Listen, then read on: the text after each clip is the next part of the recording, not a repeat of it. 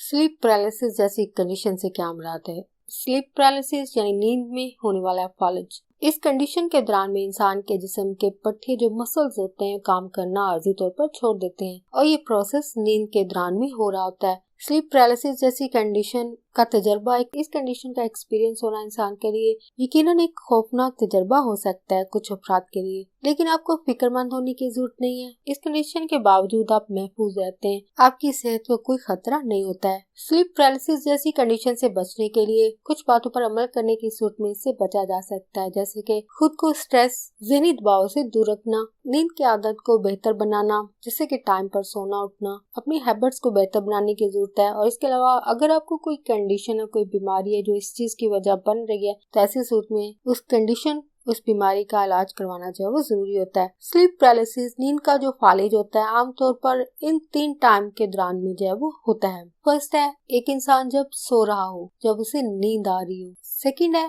ये कंडीशन उस वक्त पैदा हो सकती है जब इंसान मुकम्मल तौर पर सो चुका हो, गहरी नींद में हो। नींद में जाने के बाद ये कंडीशन पैदा हो सकती है।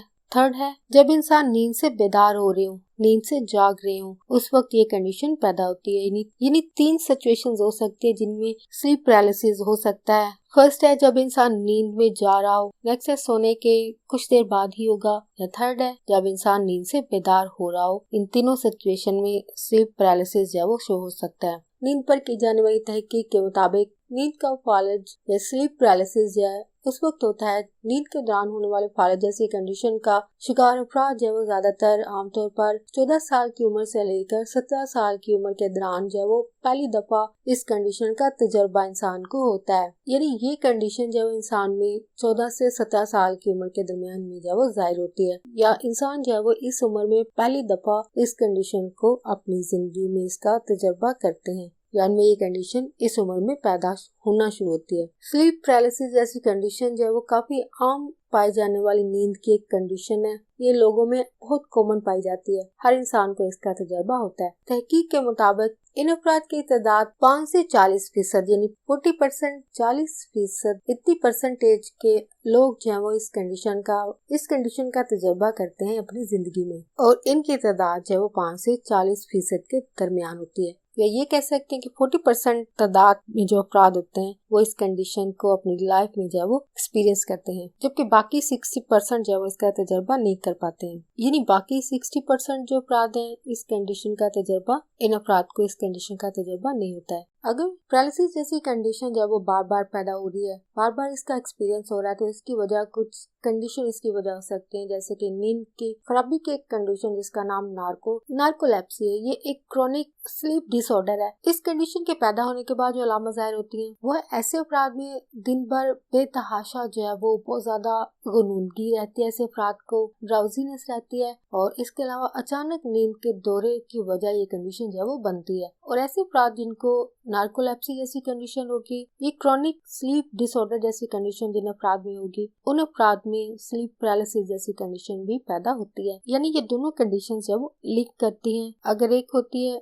अगर नार्कोलेप्सी कंडीशन होती है तो इसके साथ साथ स्लीप पैरालिसिस भी होगा। यानी जिन अफराद को नार्कोलेप्सी जैसी कंडीशन होगी उनको स्लीप पैरालिसिस का भी एक्सपीरियंस होगा। ये कंडीशन खतरनाक नहीं है, लेकिन कुछ अफराद इस कंडीशन को खतरनाक महसूस कर सकते हैं, लेकिन ये कंडीशन जो वो डेंजरस नहीं होती है और इसके लिए कोई मेडिकल हेल्प की जरूरत भी नहीं होती है। स्लीप पैरालिसिस जैसी कंडीशन, नींद में होने वाला फॉलेज, ये एक आम कंडीशन, एक कॉमन पाई जाने वाली कंडीशन है। अगरचे ये कंडीशन खतरनाक नहीं है, लेकिन ये कुछ लोगों के लिए खौफनाक हो सकती है। लोग खौफ महसूस कर सकते हैं इसके पैदा होने के बाद और परेशान भी हो सकते हैं। अगर ये कंडीशन आपको परेशान कर रही है या आपकी नींद को ये मुतासिर कर रही है तो ऐसी सूरत में आपको डॉक्टर से लाजमी मिलना चाहिए। स्लीप पैरालिसिस जैसी कंडीशन की असल वजह क्या है, इसकी असल वजह क्या है, और इसके अलावा जब ये प्रोसेस हो रहा होता है तो एक्चुअल में बॉडी के अंदर क्या हो रहा होता है या असल वजह इसकी क्या होती है। स्लीप पैरालिसिस नींद का जो फॉलेज है उस वक्त होता है जब आप नींद में ख्वाब देख रहे हो। ख्वाब देखने के दौरान में अगर आपकी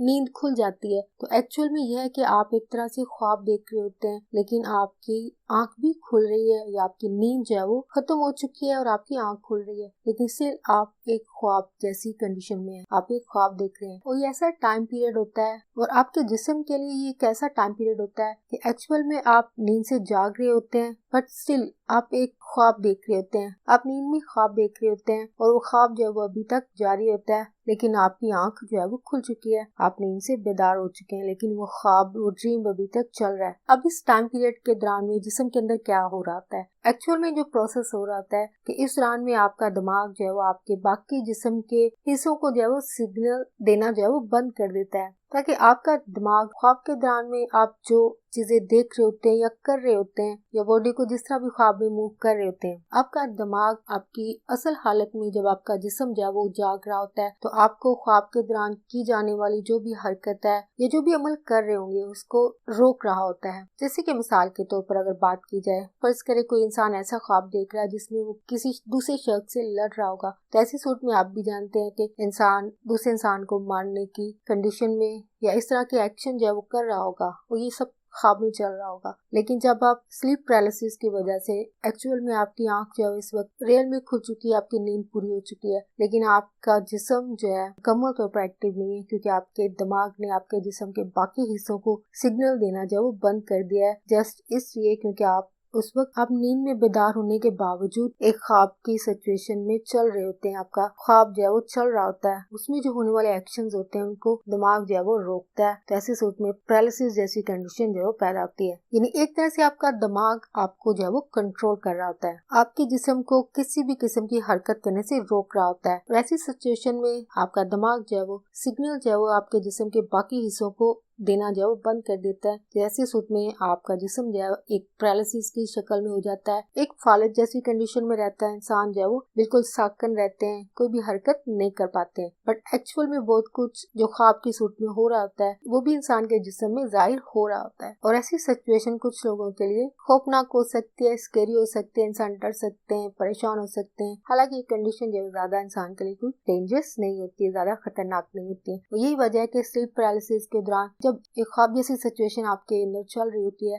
तो इस सूरत में, इस मरहले में रहते हुए भी अचानक आप जाग रहे होते हैं, जाग जाते हैं, तो आपका जिस्म पूरी तरह से और आप पूरी तरह होश में होते हैं, लेकिन आप किसी भी किस्म की हरकत करने से कासिर रहते हैं, क्योंकि आपका दिमाग जो है वो बाकी जिस्म के हिस्सों को सिग्नल देना बंद कर देता है। और आपके लिए जो सिचुएशन या कंडीशन बनती है वो स्लीप पैरालिसिस है कि आप बिल्कुल भी हरकत नहीं कर पाते हैं। ये सारा प्रोसेस जो है वो आपका इस तरह चल रहा होता है। जब आप नींद और ड्रीम के दौरान में अगर जाग जाते हैं तो ऐसी सूरत में आपका दिमाग जब आपके जिस्म को कंट्रोल कर रहा होता है और एक तरह से आपको सेव ही कर रहा होता है, क्योंकि आप ड्रीम की सूरत में जो भी हरकत कर रहे होते हैं वो आप रियल लाइफ में भी कर सकते हैं। तो एक तरह से आपको किसी भी किस्म के डैमेज से बचाने के लिए एक प्रोसेस हो सकता है, एक रिएक्शन हो सकता है दिमाग का, जो एक तरह से आपको बचाने की कोशिश ही कर रहा होगा। अगर आप भी 40% में शामिल हैं तो आपको कभी अगर स्लीप पैरालिसिस जैसी सिचुएशन कंडीशन आपके अंदर पैदा हुई तो आपको कैसा एक्सपीरियंस रहा है? क्या आप भी इस कंडीशन के पैदा होने के बाद डर खौफ में हुए, या आपका कैसा एक्सपीरियंस था? कमेंट में लिखकर ज़रूर शेयर कीजिएगा।